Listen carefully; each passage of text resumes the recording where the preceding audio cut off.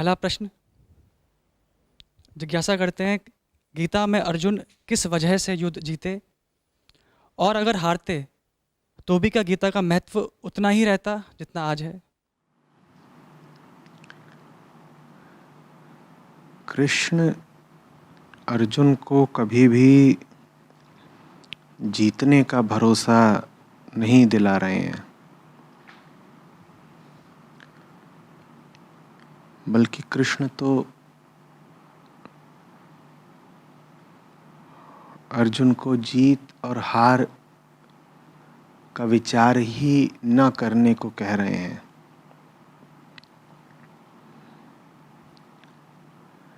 ऐसा उन्होंने बिल्कुल नहीं कहा कि ज़रूर लड़ो क्योंकि मैं तुम्हारे साथ हूँ तो विजय निश्चित है। वो कह रहे हैं लड़ो क्योंकि इस वक्त लड़ना ही धर्म है तुम्हारा। गीता का महत्व तो इसमें बिल्कुल भी नहीं है कि कृष्ण के समर्थन या मार्गदर्शन से अर्जुन विजयी हुए। बात जीत या हार की नहीं है, बात सही युद्ध करने की है, वो भी निष्काम भाव से। अब पूछा है कि क्या गीता का महत्व तो इतना ही होता जितना आज है यदि अर्जुन हार गए होते? गीता का महत्व तो उतना ही होता। हाँ, आपकी दृष्टि में महत्व होता कि नहीं होता वो आप जाने।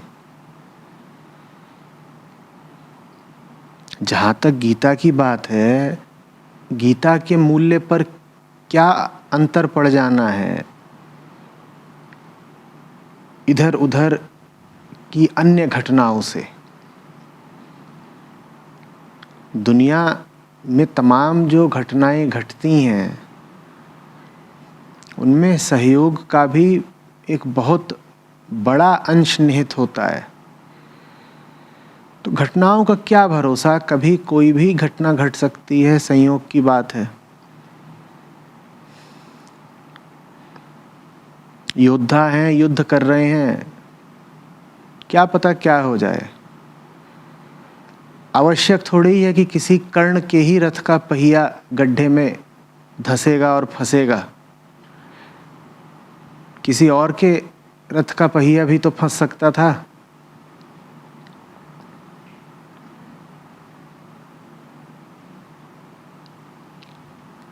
न जाने कितनी घटनाएं थीं युद्ध में जो अनपेक्षित रूप से हुई।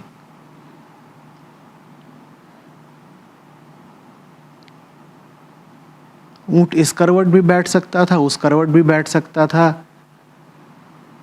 अधिकांशतः पांडवों के पक्ष में ही संयोग बैठा। ये बात मात्र संयोग की है, श्री कृष्ण की कृपा की नहीं है। श्री कृष्ण की कृपा के रहते हुए भी ऊंट उस करवट भी बैठ सकता था, पांडवों की हार भी हो सकती थी।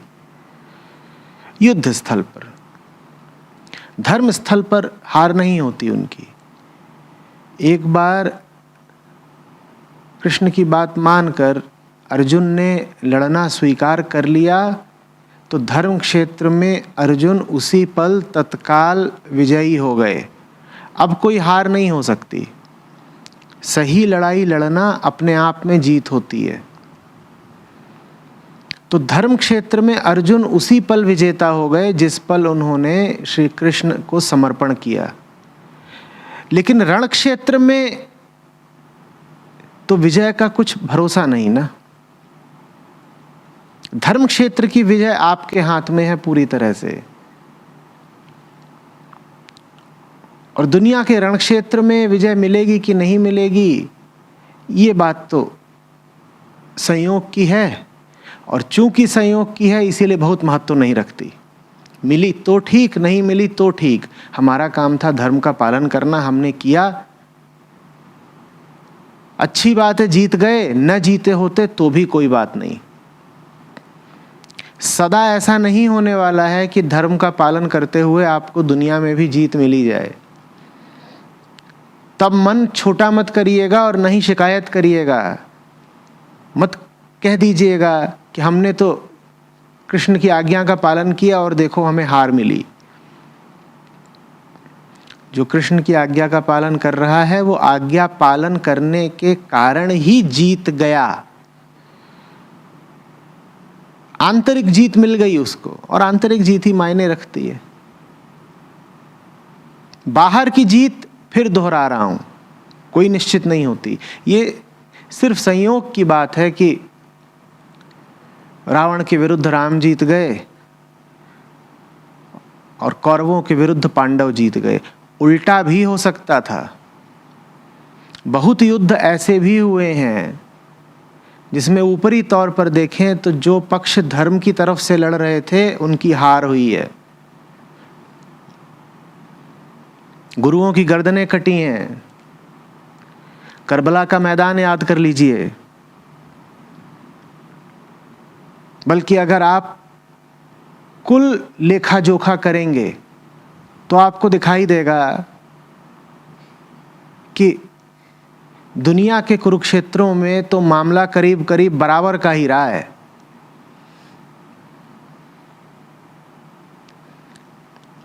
धर्म का सूरमा कभी हारा है तो कभी जीता भी है।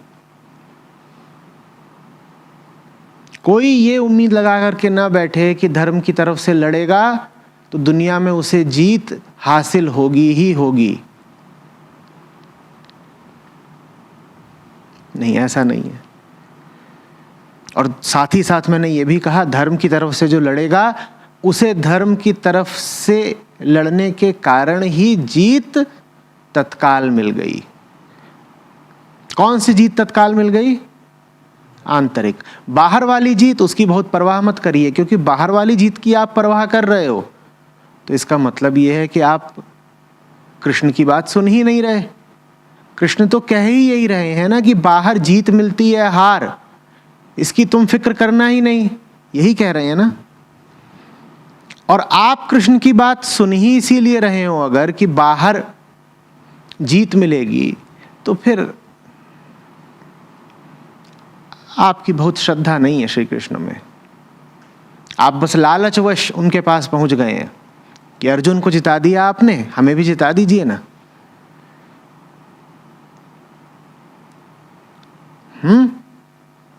कोई यूं ही भूला भटका राह चलता तीर आकर के अर्जुन का खेल खत्म भी कर सकता था। कोई भरोसा होता है?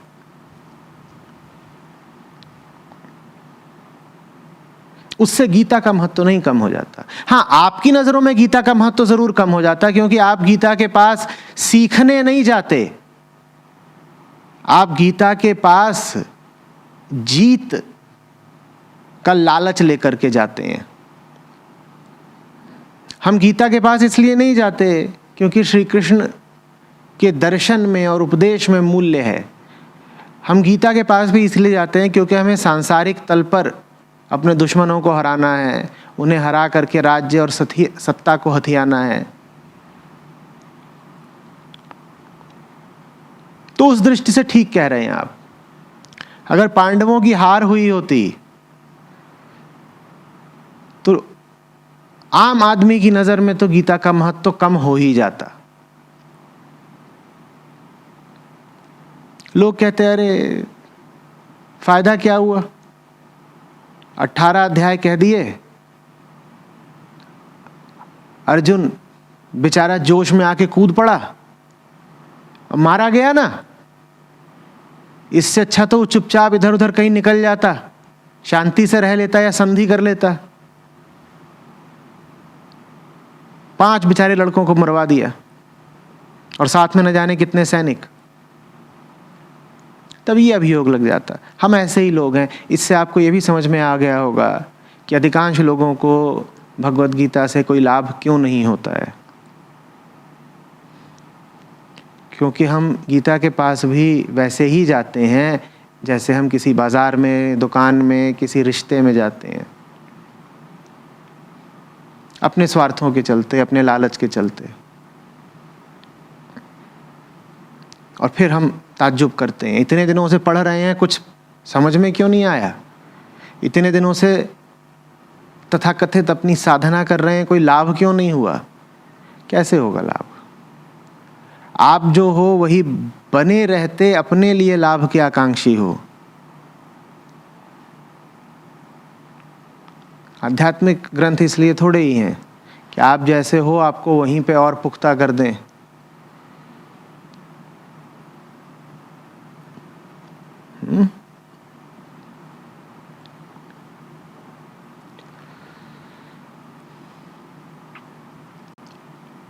आ रही है बात समझ में?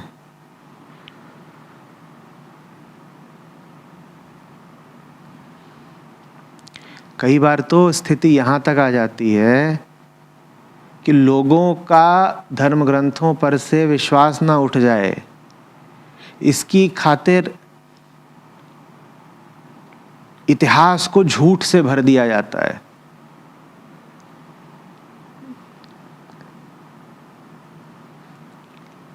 जहां हार हुई है उसको जीत कर दिया जाता है, जीत को हार कर दिया जाता है, काले को सफेद, सफेद को काला।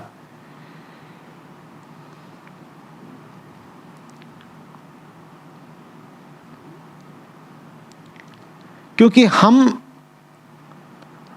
अपने नेता को, अपने धर्म गुरु को सांसारिक दृष्टि से विजेता देखना चाहते हैं। क्यों?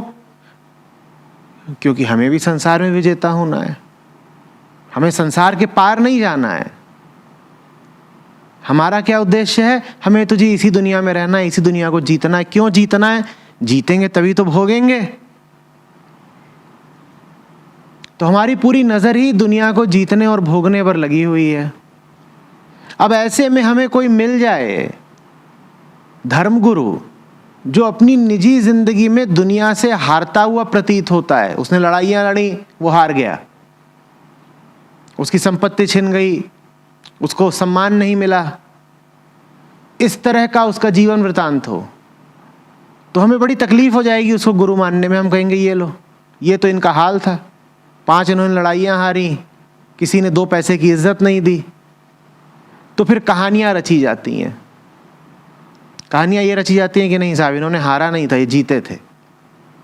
इतिहास ही पलट दिया जाता है, मिथ्स का निर्माण किया जाता है। किसके लिए? हमारी खातिर।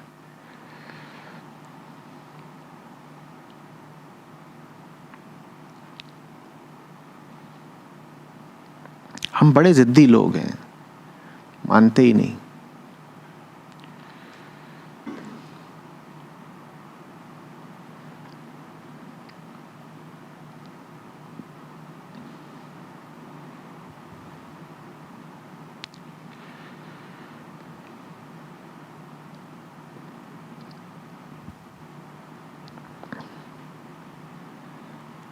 हमें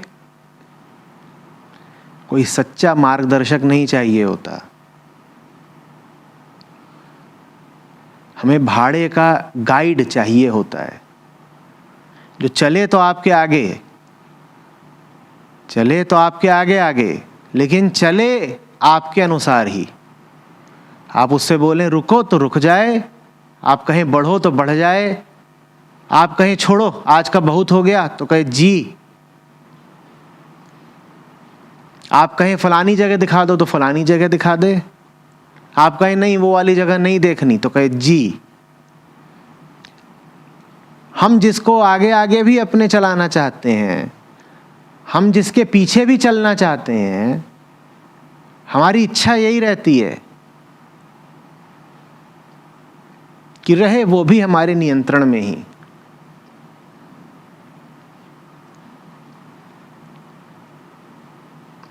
गड़बड़ है।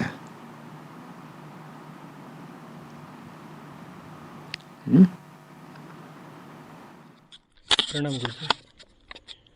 अर्जुन को ये सवाल क्यों हुआ? उसमें माया ज़्यादा थी इसलिए या माया कम थी इसलिए? जिस ओर से देखोगे वैसा दिखाई देगा।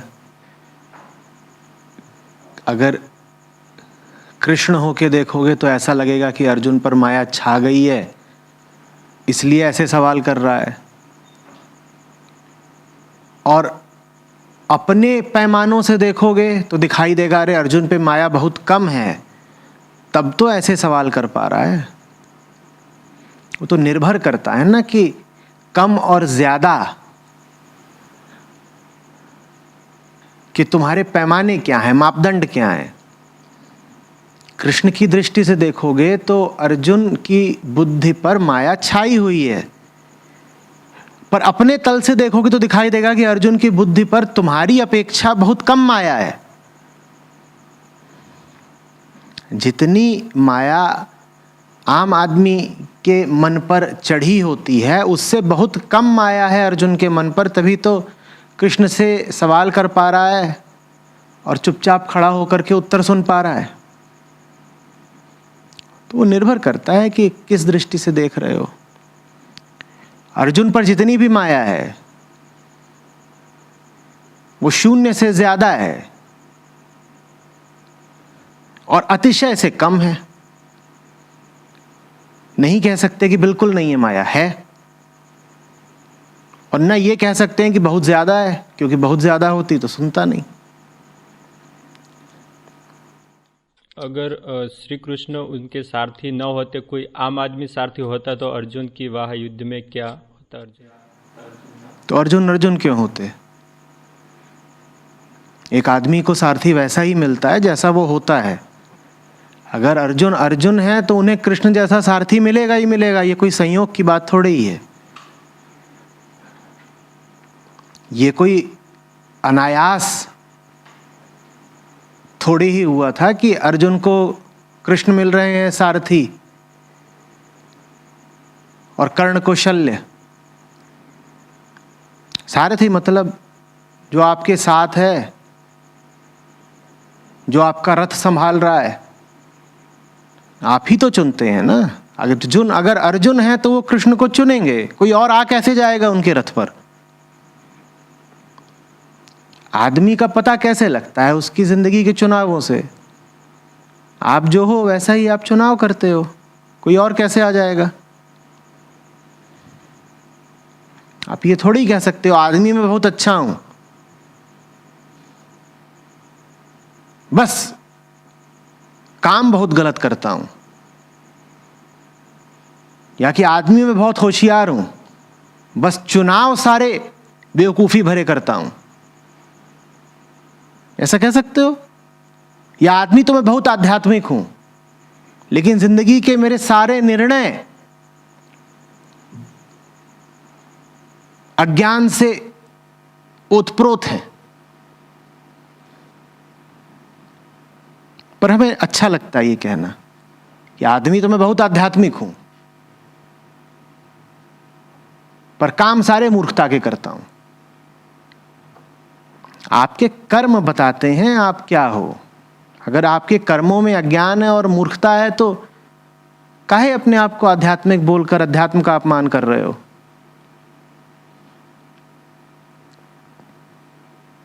और अगर आपके कामों में बोध है, प्रकाश है, तो आप अपने आप को आध्यात्मिक बोलें कि ना बोलें, आप आध्यात्मिक हैं।